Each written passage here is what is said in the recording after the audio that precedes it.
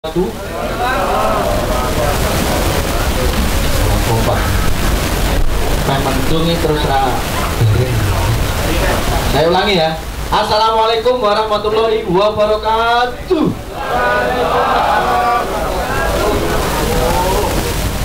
Baik, yang terhormat Bapak Dr. Andes Haji Budi Irawanto, yang terhormat Bapak Suhadi Mulyono, yang terhormat Bapak Suyoto, beliaunya belum hadir, dan Bapak Abdus Syafiq sebagai moderator nanti.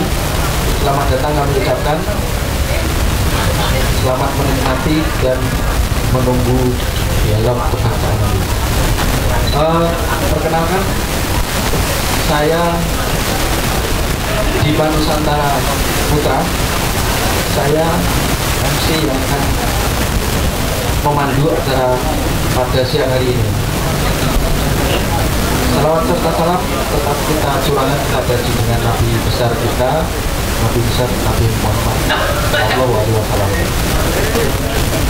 Berikutnya saya ucapkan terima kasih buat sponsor atau rumah alternatif Bumba yang menyelenggarakan acara ini bersama Indosuara. Kemudian ada media partner kita yaitu Roadman Organizer dan kabarpasti.com.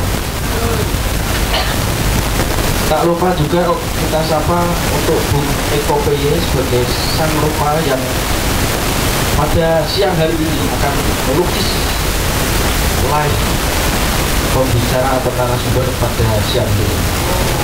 Tepuk tangan dong. Ya.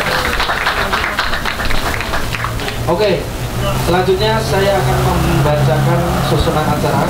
Pertama, pembukaan. Mari kita buka pembukaan acara pada siang hari ini dengan bacaan Bismillahirrahmanirrahim. Yang kedua, sambutan sekaligus laporan dari Ketua Panitia yaitu Bapak Deden SB. Kemudian nanti ada acara ini yang akan dipandu oleh moderator kita Bapak Abdus Syafiq, kemudian di penutupan. Oke, langsung aja kita injak susunan acara yang kedua, sambutan dan laporan Ketua Panitia Bung Dadang SB. Kami persilahkan.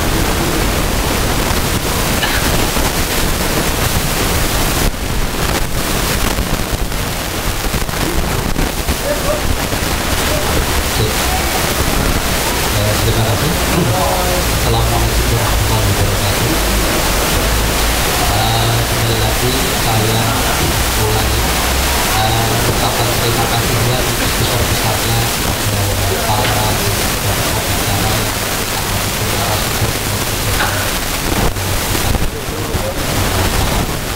ada pasawan Pak Wahyu, Pak Pakul, terima kasih. Terus nanti menyusul kandidat yang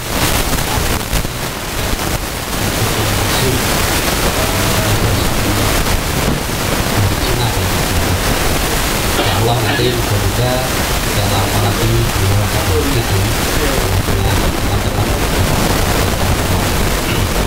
Terima kasih juga pada teman-teman Indosuara dan media partner Kabarpasti, juga Frontman Organizer, terus teman-teman dari Sang Rupa Bojonegoro, sekarang diwakili oleh Mas Eko, Mas Hendro, dan live sketsa dan gambar bapak-bapak bicara dan bapak-bapak. Terima kasih juga yang sedalam-dalamnya, seluas-luasnya kepada para undangan meskipun via WA, terus teman-teman atau kawan-kawan media, bapak-bapak ibu sekalian. Rumah alternatif Bumba itu apa sih? Rumah alternatif Bumba itu adalah sekelompok atau organisasi atau komunitas yang memilih media film sebagai jalan ninjanya, kira-kira seperti itu. Yang di bulan November kemarin telah menyelenggarakan pasar desa, jadi muter film, workshop, terus kemudian ada belajar UMKM di 10 titik desa pelosok-pelosok yang ada di Kabupaten Bojonegoro dalam kurun waktu 1 bulan ini, 1 bulan kemarin.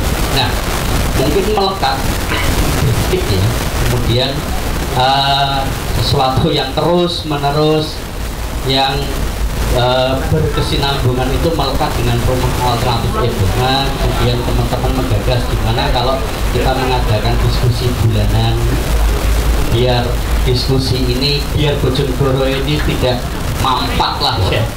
Informasi komunikasi itu seperti menjadi sangat sulit sekali. Seperti kita kalau mengenang itu zaman gerakan September Kelabu gitu loh, Gestapo, menjadi sangat mencekam, menjadi sangat kaku, sangat hati-hati dan nggak cair, dan itu tidak enak sekali. Terus kemudian kita melihat beberapa diskusi itu mulai sangat sulit sekali di Bojonegoro, di kampus-kampus, ya hanya ada di warung-warung kopi. Jadi alangkah baiknya kalau diskusi-diskusi warung kopi itu kemudian kita pindahkan, meskipun itu teman-teman sendiri, menjadi lingkaran yang sangat nyaman, sangat gimana ya, sangat ceria gitu loh, meskipun konteksnya rasan-rasan tapi lebih akademis gitu loh bro. Jadi begitu, jadi tidak perlu panjang lebar.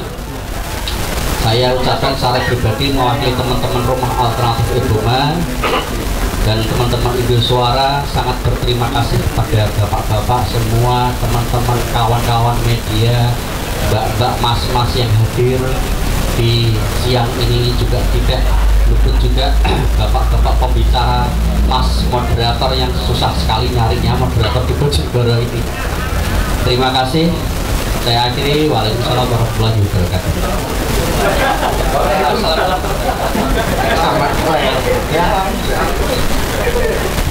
Oke, terima kasih kami ucapkan buat Mas Jajang selaku ketua panitia.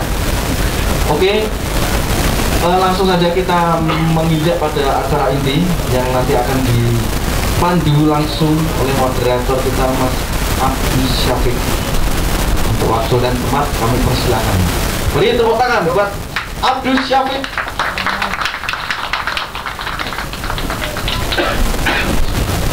Assalamualaikum warahmatullahi wabarakatuh.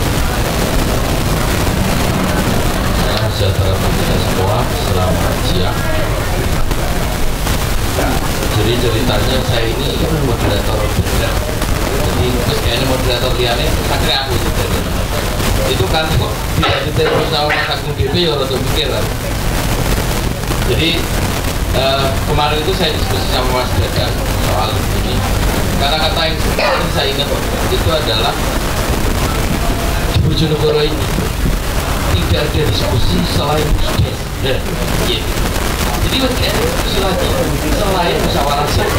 Saya kira itu menarik bahwa Mas Jajang menggagas seperti ini menjadi menarik karena diskusi-diskusi itu sudah tidak ada. Jadi kawan-kawan misalkan yang biasa menggelar diskusi apakah rebuan atau bulanan atau selapanan atau mingguan itu sudah tidak ada lagi. Jadi ada banyak hal yang melatar belakang. Mungkin ini yang menjadi pendorong dari Mas Jajang untuk melaksanakan kegiatan. Satu hal yang saya sepakat adalah bahwa ini akan bisa dilaksanakan rutin gitu. Karena ya dari Mas Jajang, karena yang lain besok untuk melaksanakan itu. Pelaksanaan kebijakan pembangunan di Kabupaten Bojonegoro ini yang ngawasi sudah tidak lagi petugas yang ngawasi, tetapi sudah aneh-aneh. Untungnya masih ada kawan-kawan media, kawan-kawan LSM, dan beruntung lagi masih ada wakil bupati Bojonegoro yang ikut ngawasi. Padahal beliau ini eksekutif, yang fungsinya seperti pelaksana. Jadi aneh banyak Bojonegoro ini.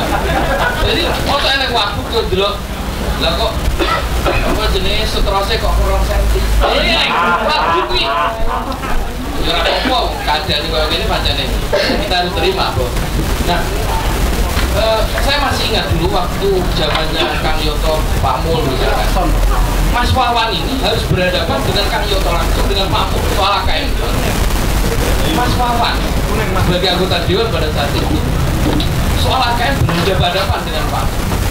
Terus misalkan Pak Mul ini adalah orang yang paling warak, paling kenyang, dimarahi sama anggota dewan. Jadi di gedung DPR itu begitu indah dinamikanya, seneng gitu loh lihatnya.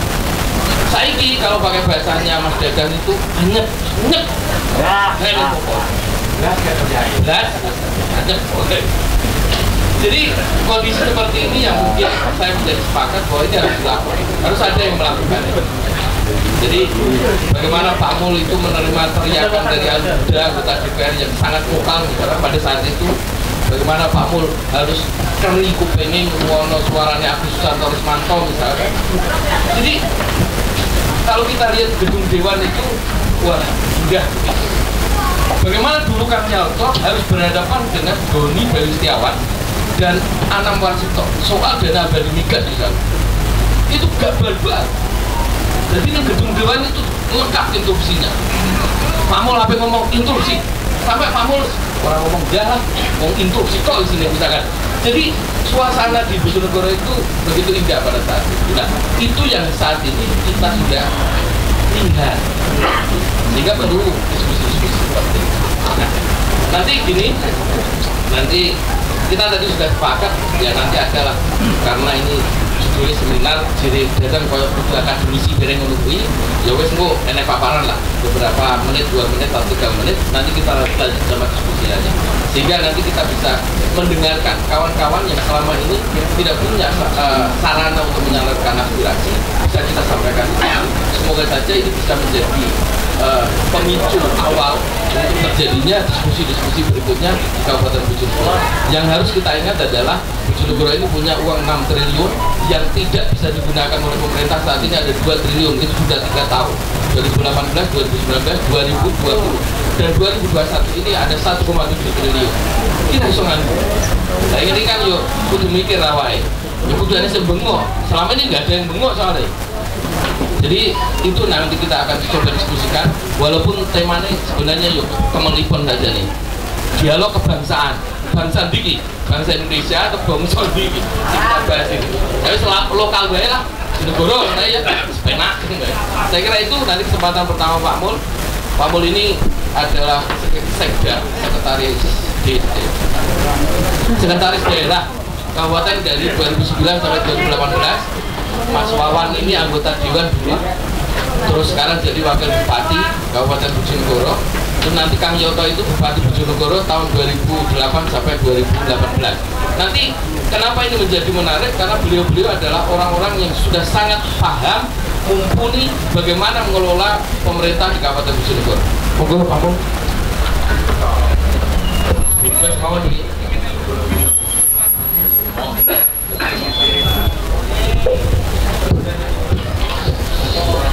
Assalamualaikum warahmatullahi wabarakatuh. Tepuk tangan toh, beri semangat toh. Mestinya moderator ini tadi pakai peke ya agar tepuk tangan ya. Yang saya hormati Bapak Wakil Bupati, yang saya hormati rekan kami Mas Habib yaitu sebagai moderator pada kesempatan ini, panitia juga yang saya hormati dan rekan-rekan semuanya ini, ada yang baru kenal, ada yang sudah lama kenal begitu, ada yang kenal tadi saya didiamkan saja sama Mas Agung gitu ya. Terima kasih. Jadi semuanya saya hormati dan para hadirin yang berbahagia. Puji syukur kita panjatkan kehadirat Allah SWT, di mana kita pada semuanya pada siang hari ini kita diberikan kesehatan dan bisa hadir di tempat yang berbahagia.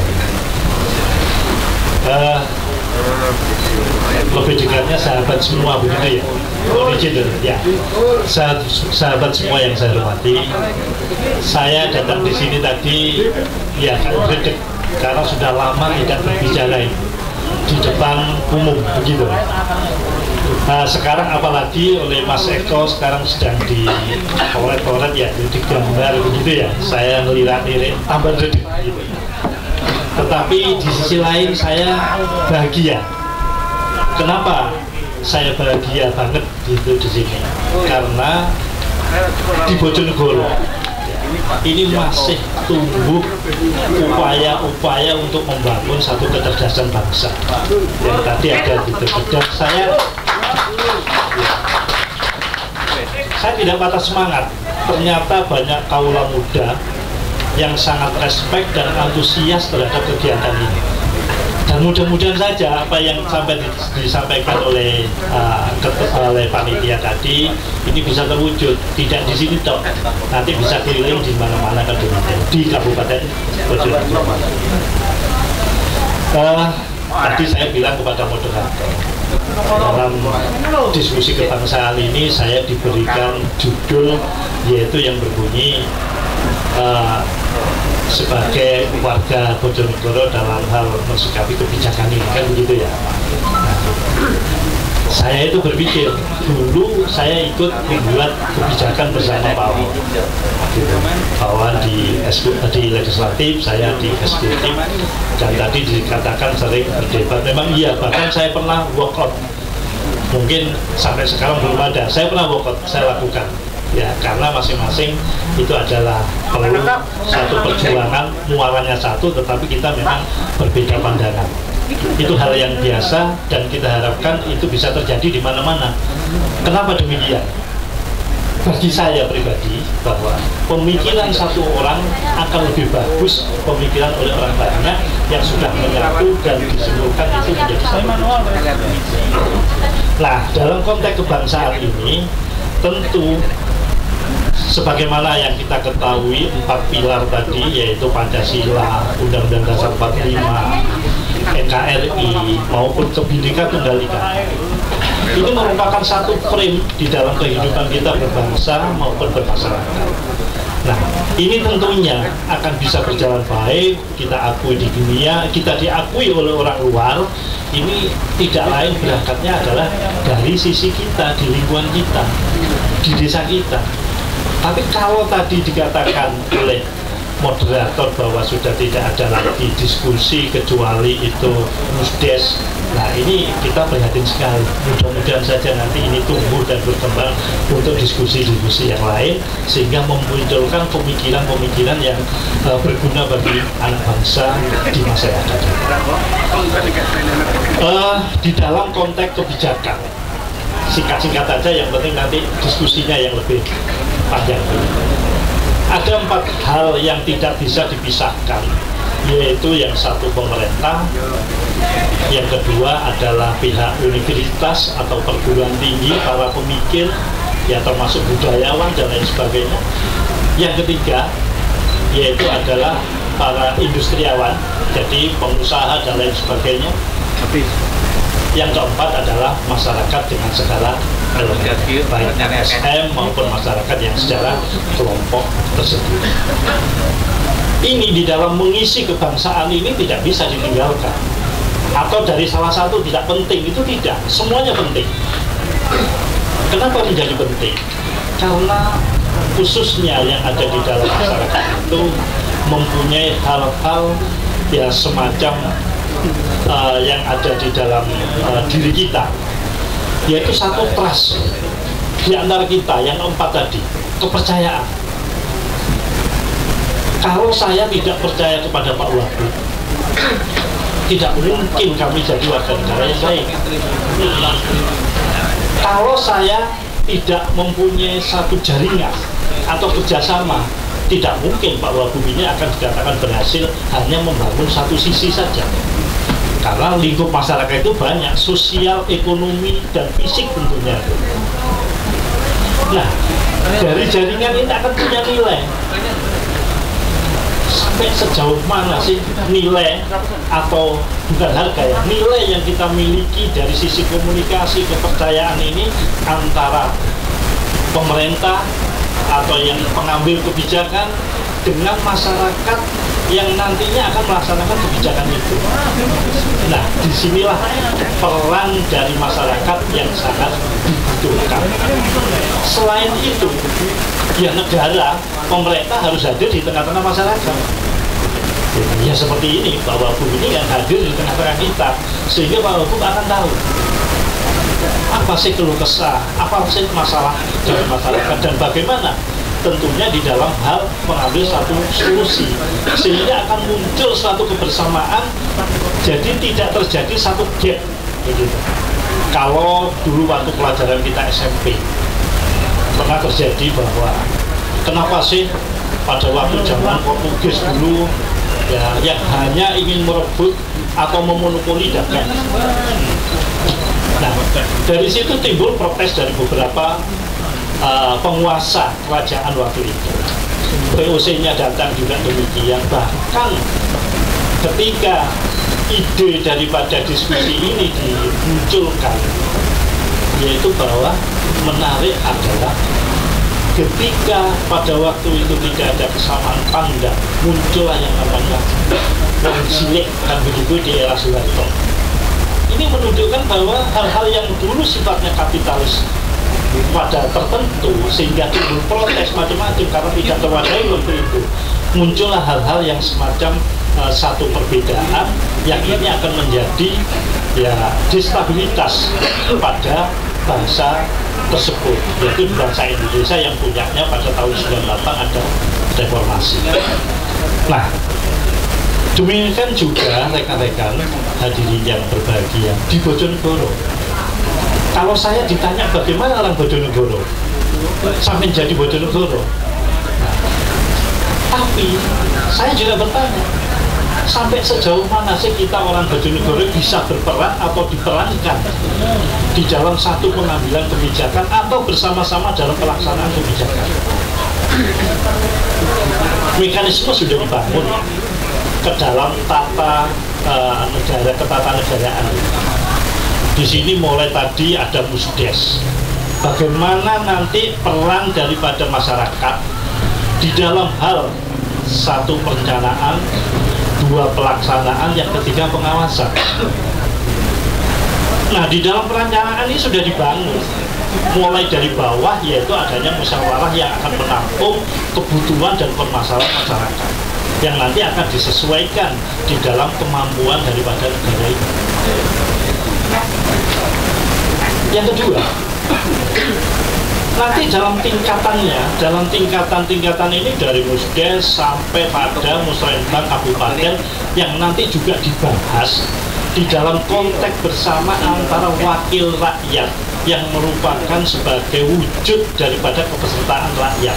Ini ada di wakil-wakil kita yang ada di DPR. Dari situlah nanti akan muncul sampai sejauh mana kita itu bisa.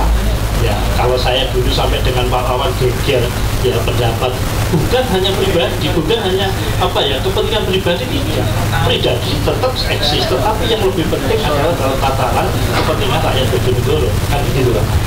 Waktu itu keluar ya sudah salaman biasa. Kalau tadi disinggung Pak Buddha misalkan saja, nah disitulah perjuangan dari membawa ide-ide yang bagus untuk membangun bangsa ini, rakyat Bojonegoro ini, lokal ini. Nah, kalau kita bicara lokal, tentu tidak lepas dari bagaimana budaya kita, bagaimana kebiasaan kita, bagaimana norma-norma yang ada di kita. Kalau misalkannya ada tamu, pasti kalau orang Bojonegoro itu subuh, buku, dan lain sebagainya. Di dalam ini, konteks seperti tidak lain adalah kebersamaan dan kerukunan bersama di dalam membangun Bojonegoro yang nanti akhirnya bermuara di Indonesia. Kalau dulu pada waktu pemerintahan yang lalu Pak Yoto, mohon maaf, ini hanya beberapa hal yang untuk pengingat saja. Mari kita membangun dunia dari Bojonegoro. Artinya bahwa Bojonegoro ini bagaimana mempersiapkan generasi mudanya. Kalau mungkin Kak Abdul, ada Mas itu ya, ada Mas Edi Budoro, ada Mas Bambang, dan yang lain-lainnya masih ingat ketika MCL masuk, di situ sudah kita menerapkan bukan pagar beton, bukan pagar besi, tetapi pagar mangkok. Artinya mereka harus mendukung warga Bojonegoro waktu itu. Sampai-sampai saya ingat rapat karena di pihak ketiga kan oleh MCL itu membawa produk roti untuk rapat ini dari Jakarta. Saya lihat labelnya Jakarta, orang-orang dari Jakarta. Udah saya izin Bupati pada waktu itu tidak mau ditempati MCL untuk rapat itu selama 6 bulan sebelum dia sadar. Itu kita lakukan. Kenapa? Ya untuk Bojonegoro. Bahkan pada waktu itu teman-teman mungkin masih ingat yang namanya Perda 23 tahun 2011 konten lokal. Tidak lain bagaimana memberikan kesempatan. Nah, sekarang ya tidak tahu lagi kan begitu. Nah, bagaimana komitmen Pak Wawan untuk memunculkan itu kan mohon maaf. Ya.